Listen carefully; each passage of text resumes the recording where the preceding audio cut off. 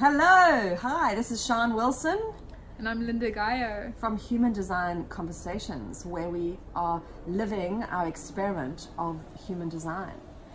And if you're new to human design and human design charts, we wanted to have a chat to you today about why human design. Why did we get into it and how? What's your story, babe?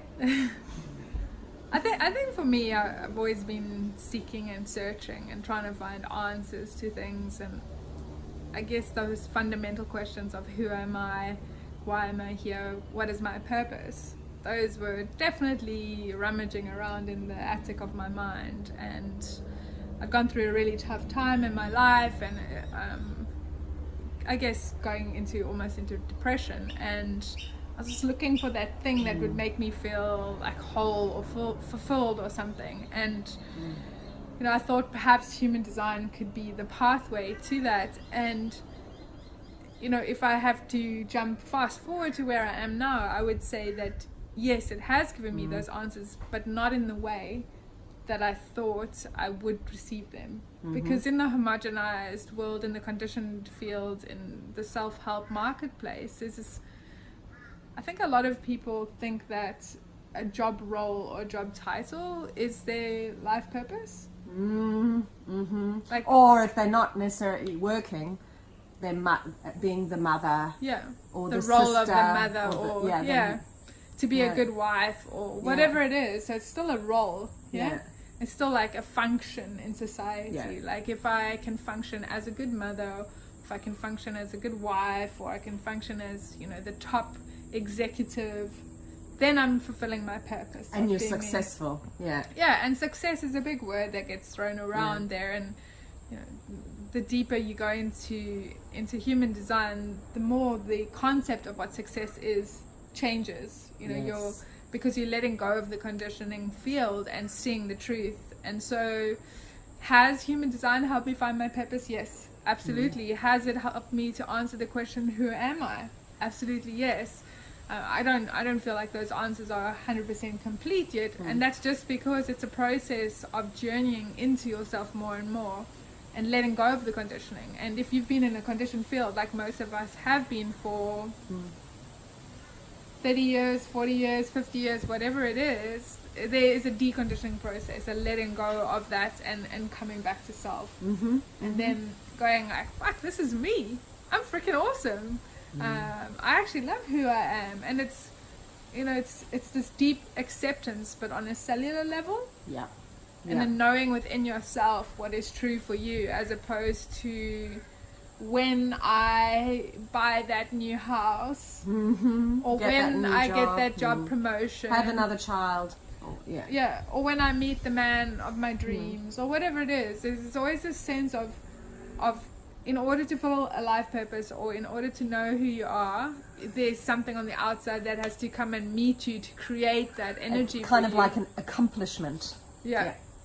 And with human design, none of that is needed. In actual fact, you don't really need anybody in many respects. There's just a sense of owning who you are. And if we had to talk about like some of your experience, it's really about like going into the fire energy, right? And for me, having worked in different fields before kids, I was in corporate and IT in London, and then I did go a bit more into the self-help, psychology, yoga, mindfulness. I always felt a bit of discord, or a bit of a disconnect from the way we were meant to be operating as humans, the whole be nice, gratitude, kindness, which is all well and good. It's, we should respect each other and accept each other's trip, but just felt something didn't feel right. And I felt for a long time that it was because I wasn't doing anything meaningful. And then obviously in the societal conditioning, or what it means to be a successful yoga teacher or a successful psychologist, it would be, well, you have so many clients, and then you're making a difference. You're touching those many people, and that, like reaching these people, through whatever. But I felt that there was something internally just not like the cogs weren't clicking in together. And so when I came across human design, the sense of a letting go, a radical letting go of expectations, plans, and the concept that life is coming towards us and not that we have to push through it, which so it's, and being a generator, I'm a manifesting generator, I attract life to me.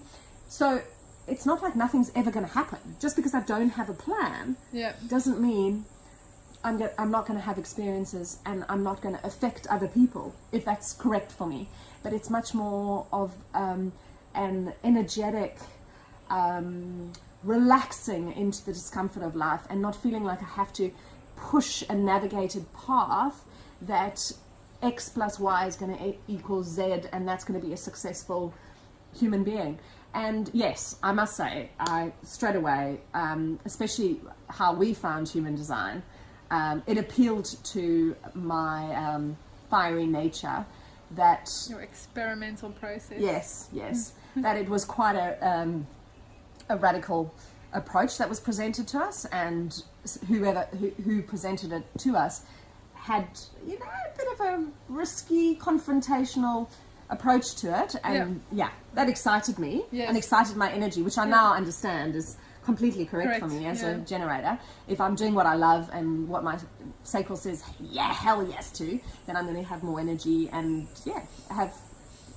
feel satisfied with whatever I'm doing. And so it's not about the end goal and the achievement or the accomplishment. It's about being in my energy and feeling alive.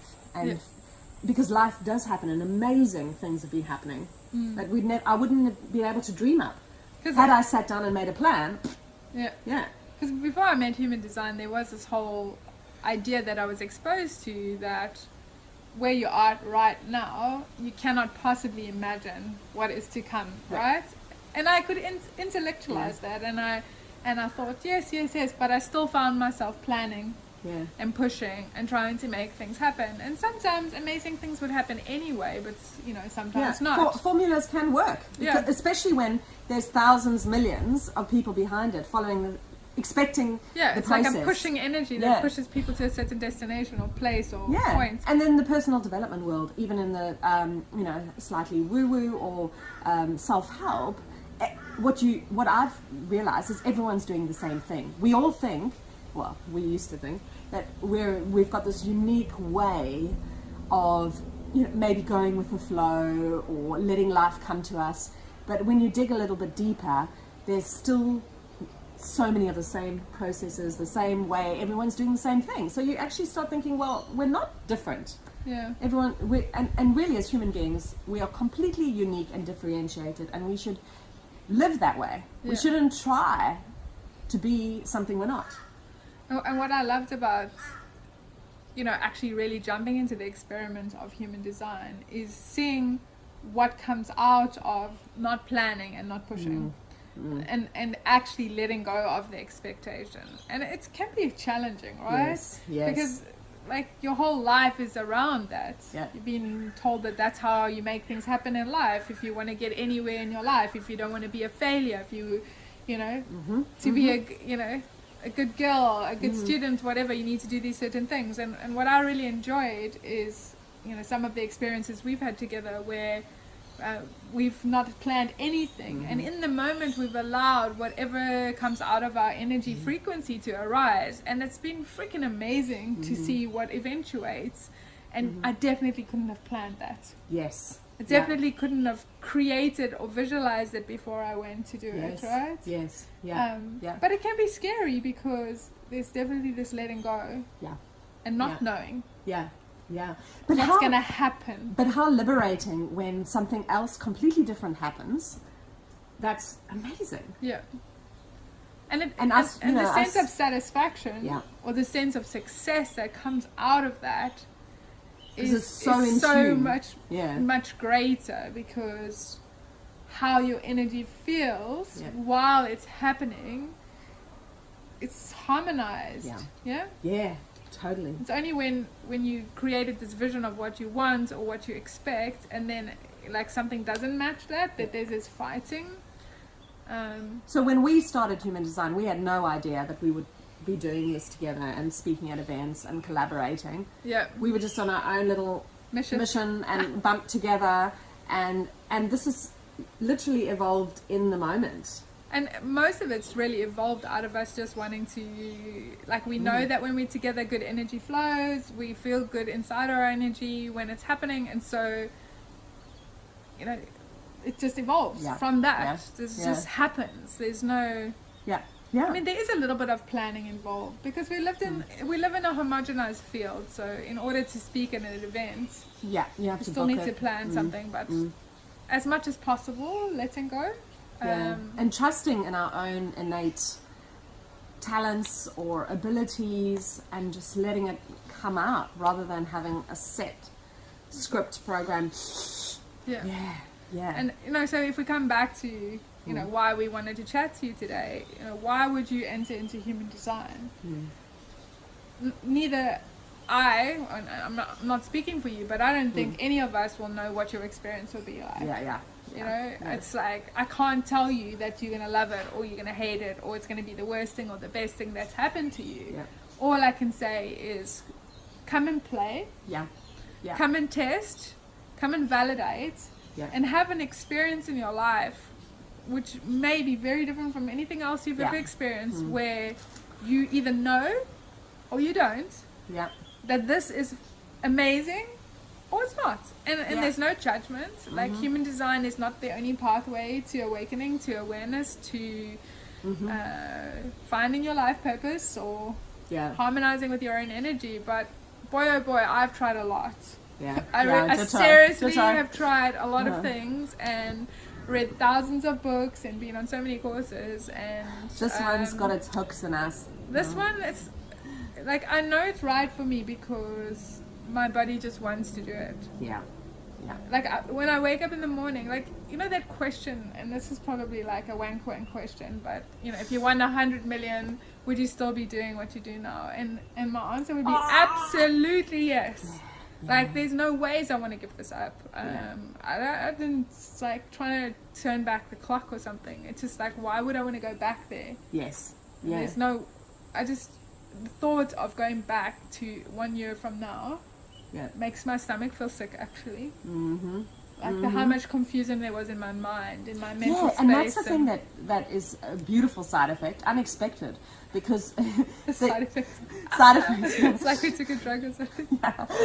It's the simplicity that you just let go. And I mean, you know, the whole having been in the mindfulness sector and being in the present and the power of now and but it's such a simplicity. So much drops away. So much you realize is all the mental energy you put on mental stories or analyzing a situation, and you can let all that go. And that was, because you may look at the chart and go, oh my god, what is that? It's like a picture of a person with 9 squares and they're all colored in, and what the... But really, I mean, it's a tool and it indicates tendencies. But the bottom line, particularly when we're first entering into the experience, is the letting go of who you're not, the letting go of all that emotional angst, the mental things happening. You can just take a step back and, like, it washes off. Simple. The complexity only comes in when you let your mind get in the way. Which, you know, we're human, it happens all the time. So I guess in your process, or in our process, I find, like, going into complexity and confusion and then coming back to the simple and the strategy and authority. Getting lost, coming back, getting lost, coming back, and those gaps between being lost and coming back starts to, you know, you come back quicker each time. And you're watching it, and you can even, you know, we've got a bit of a sense of humor now with it, of, oh yeah, my mind's doing X, Y, and Z. Oh, there it goes. Or so it's no attachment. It becomes more of an observation, a watching, and being aware that it's at another level to next week, another level. It's not me. It ain't me, baby. So would you say the process is radical? The way we're doing it, because there's lots of different ways. I think it can be a very radical process, and that might put some people off, but why? I would love to encourage you to like jump off the deep end and just see if you can swim, because And actually, the what more you'll radical, find- it's like it's a bigger slice, so it's clearer. yeah, The more radical, if you start, start with like a few. it's like having wind erosion over centuries, or just having an earthquake and this piece of rock Well, just falls off, and you're like, oh cool, I got rid of that. I don't have to go through this like Yeah. slow abrasion process, Totally, which is totally. torturous. Yes. You know, you can just like let go of chunks, hey? Yeah. Yeah. But like there is obviously like your mind and Clings to those it's like, chunks. hey, don't let go of that chunk. I need it. I'm so to familiar. I've survive." had it since I was a kid. Yeah, definitely. Um, So come and play with us. And if you've got any questions about what we're doing here, drop us a note down below. We'd love to see you out in the world, and let us know how you're going in your journey. Yeah. If you're a beginner, or if you have looked at your chart for a while, let us know. Yeah, just come step into the world of human design and see how awesome you really are. Yes. Thanks, beautiful people. We hope to see you soon. Bye. Bye.